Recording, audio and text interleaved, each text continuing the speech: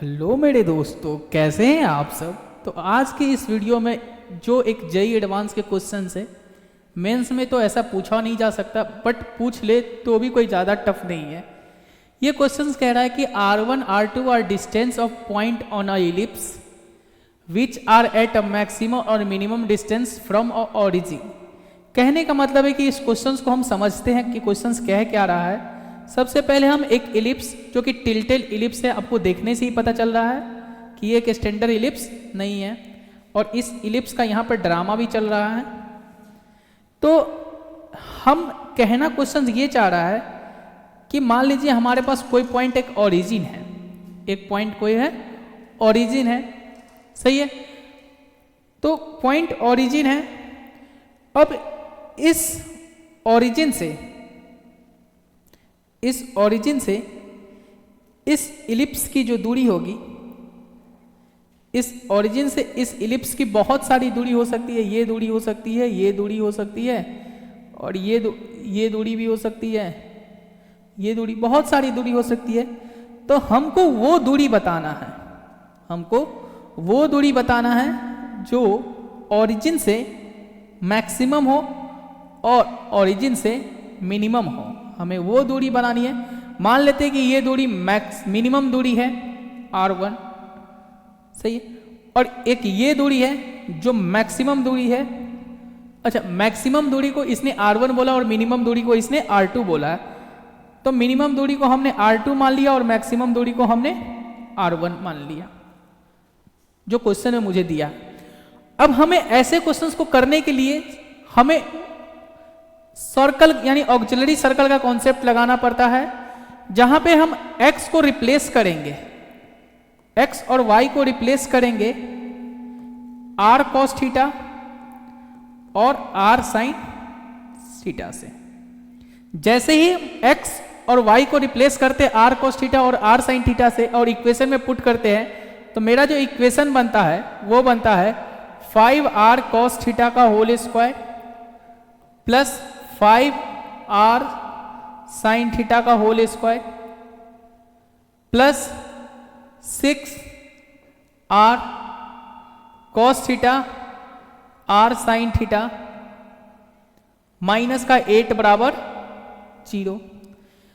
हम यहां से बोल सकते हैं कि ये लिखा 5r square cos square theta और ये लिखा है 5r square sin square theta, और यहां पे जो लिखा है 6r cos थीटा, 6 को हम लिख देते 3r स्क्वायर, बचा 2 cos थीटा sin थीटा, जिसको हम लिखेंगे sin 2 थीटा, और माइनस का 8 बराबर 0।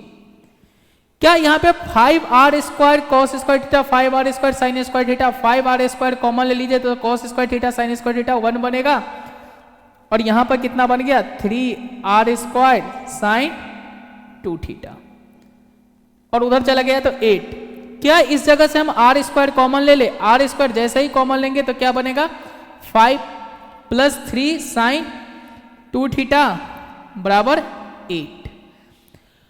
अब हम यहां से एक चीज बता सकते हैं कि r स्क्वायर का वैल्यू कितना हो जाएगा 8/5 प्लस 3 sin 2 थीटा।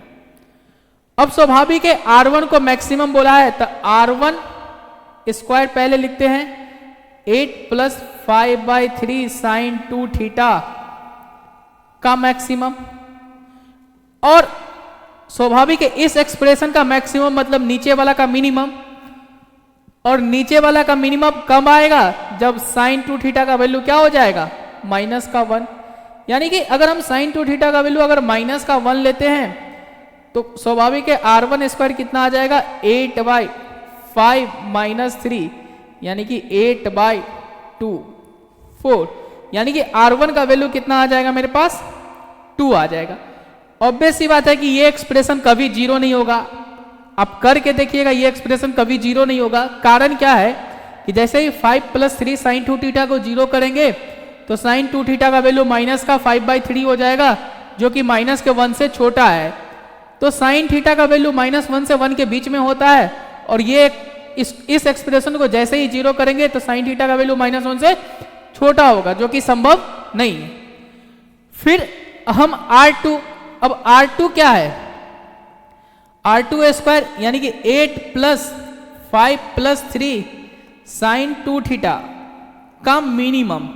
अब इसका मिनिमम तभी आएगा जब नीचे वाला का मैक्सिमम आएगा, और नीचे वाला का मैक्सिमम मतलब 5 प्लस 3 साइन 2 थीटा का मैक्सिमम, और 5 प्लस 3 साइन 2 थीटा का मैक्सिमम कब होगा, जब साइन 2 थीटा का वैल्यू क्या हो जाए 1, और साइन 2 थीटा का वैल्यू जैसे ही 1 रखेंगे तो क्या आएगा 8 बराबर 5 प्लस 3 और ये 1, और यहां से कितना आ गया, स्वाभाविक है ये 1 आ जाएगा। तो यहां से हम बोल सकते हैं कि R2 का वैल्यू कितना आएगा 1, और जब R2 का वैल्यू पता चल गया हमको और R1 का वैल्यू पता चल गया तो R1 प्लस R2 कितना आ जाएगा 3। तो ये एक बहुत ही अच्छा क्वेश्चन था। ऐसे क्वेश्चन जेईई एडवांस में इजीली पूछे जा सकते हैं और मेंस में भी पूछे जा सकते हैं। ये थोड़ा सा कंसेप्चुअल क्वेश्चन था। देखिए पहले क्वेश्चन को, पहले आप खुद से ट्राई करने की कोशिश कीजिएगा, तब सॉल्यूशन इसका देखिएगा। Thank you.